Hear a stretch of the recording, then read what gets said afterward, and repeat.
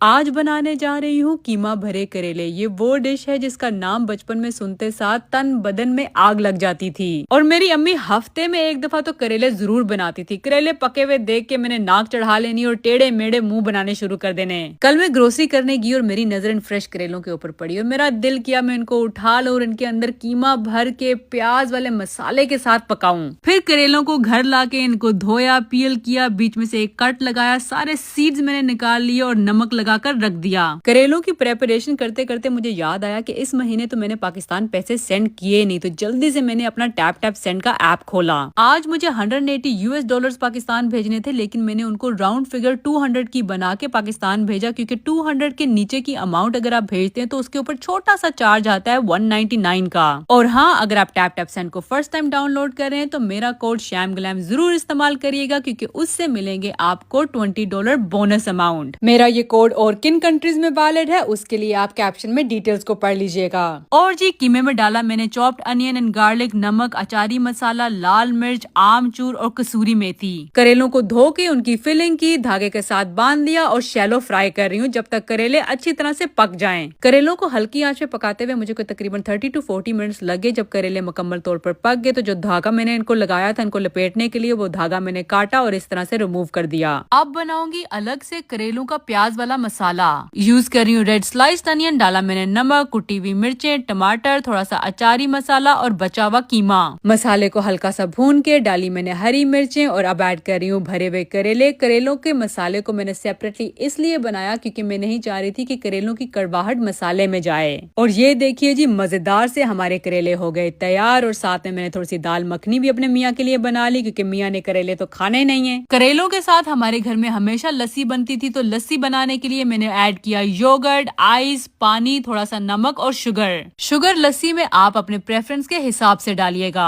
करेलों के साथ तो हमेशा रोटी ही बनती है, तो शुरू में मैंने फ्रेश आटा गूंद लिया और अब बना रही हूँ पतली पतली गोल गोल रोटियां। और ये देखिए कितनी जबरदस्त फूल फूल के रोटियां बन रही हैं। रोटियों के ऊपर लगाया मैंने बटर, तो आहा क्या माहौल क्रिएट हो गया। सच में आज करेले बनाते हुए मैं बहुत डर रही थी। करेलों को मैंने अपनी जिंदगी में फर्स्ट टाइम पकाया है। मैंने अपनी नंद को कॉल की और कहा कि आप आ जाओ, क्योंकि ये सारे करेले तो मुझसे खाए नहीं जाएंगे। सबसे पहले मैंने करेले अपनी नंद को ट्राई करवाए। जब उन्होंने प्रूव किया और कहा कि बहुत अच्छे बने, तब जाके मैंने खाए एंड आई स्वेयर मजा आ गया। इतने मजेदार करेले मैंने कभी अपनी जिंदगी में नहीं खाए। आप लोग भी इस रेसिपी को जरूर ट्राई करिएगा। करेलों में बिल्कुल भी कड़वाहट नहीं थी। तो चले मजेदार सी डिशेस के साथ मिलते हैं मेरी नेक्स्ट वीडियो में। आज अपने छोटे लड्डू की फरमाइश पे बना रही हूँ कोरियन स्टाइल बारबेक्यू विंग्स, और अपने बड़े लड्डू की फरमाइश में बनने जा रहा है लजानिया। विंग्स में डाला नमक, garlic powder, black pepper, some paprika and olive oil. आज का सारा खाना मैं बनाऊंगी अपने नए Midea flexify French door air fryer oven में। इस एयर फ्रायर ओवन के 10 डिफरेंट फंक्शंस हैं। You can air fry, toast, broil, roast and do so much more in just one appliance. इस एयर फ्रायर ओवन की capacity है 24 quart, giving you so much space to cook a lot at once. सबसे पहले bake करूंगी barbecue wings. आप easily इसका temperature और minutes को एडजस्ट कर सकते हैं। जब तक हमारे विंग्स बेक होते मैंने लजानिया का कीमा बनाना शुरू किया। अनियन और गार्लिक डालकर कीमे को भूनना शुरू किया। थोड़ा सा नमक, chilli flakes, cumin powder, hint of sugar, mushroom, mix pepper, kidney beans और रेड सॉस डालकर पका लिया।